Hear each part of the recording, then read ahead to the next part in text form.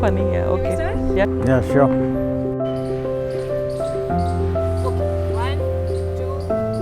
One day I didn't learn tables of 7, 8 and 9. So then she started scolding me because I haven't learned that for weeks. That made me feel very sad.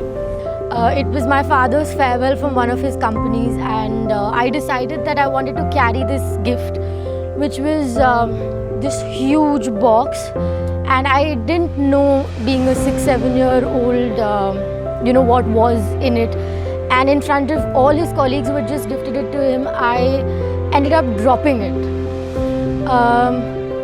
Not understanding the situation then, why everyone's face had like sort of changed and why the atmosphere changed suddenly. When I went back home, I realized that it was this huge glass center piece which I had broken, and not only for not only because it was a glass piece, but in front of his colleagues, in front of my father's colleagues, which is very disheartening. And when my father tried to scold me, I said, you know what, how does it matter? You're going to pass it off to someone else.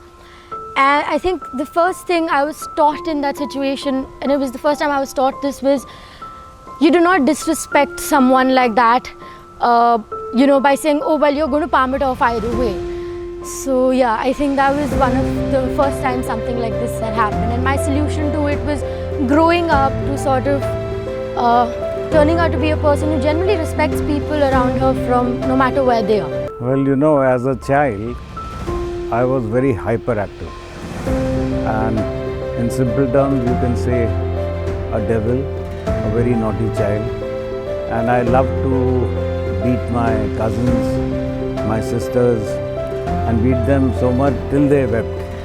The moment they wept, I used to feel very nice. I always was oozing with energy. And I remember one of my aunt told my father that he needs to be shown to a doctor because of my hyperactiveness. Anyway, the result was that I was always given a good beating by my parents, uncle, aunts. But my grandfather was very protective towards me. He never found any fault in my actions. Sometimes I did wonder that my parents love me so much, especially my mama, and yet she gives me such a big thrashing after my actions towards my cousins. But I was, I was named as a happy-go-lucky type child. So I never brooded over it. I mean, I beat my cousin, I was beaten by my mother or father, and that was the end of it.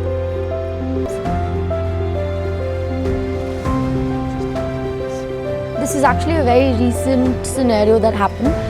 I was working in Bangalore and I was struggling a lot with my health, and obviously on a personal level it was affecting me, but it had started taking a toll on my professional life also. And there was this one point of time when I finally made a huge mistake with one of my clients, and my boss had started yelling at me in front of everyone publicly. And I think not only for me but for anyone, it's a moment which is slightly embarrassing.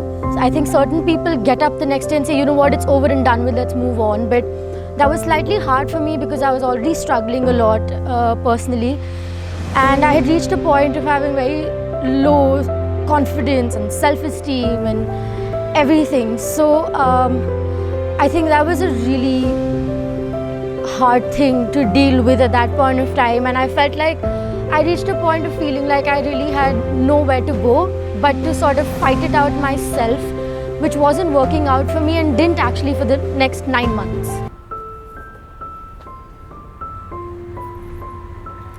Very open person.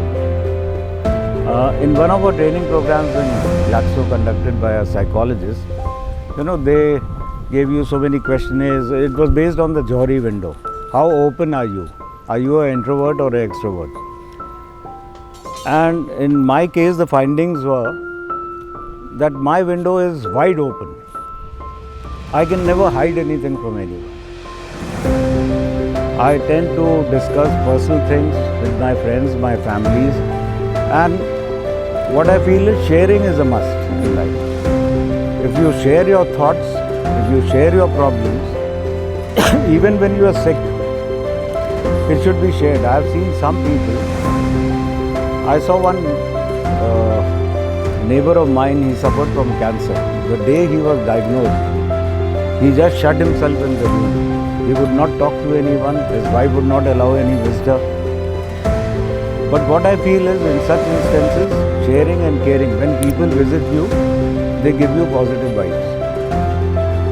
They pray to God for your wellness. Now, if you shut yourself in a room and exclude yourself from the rest of the world, I felt sorry that he never survived. But it was because I think the wife felt, no, we should not talk to anyone about this. So don't be secretive, share your thoughts with friends, with relatives, and you will have a lovely life.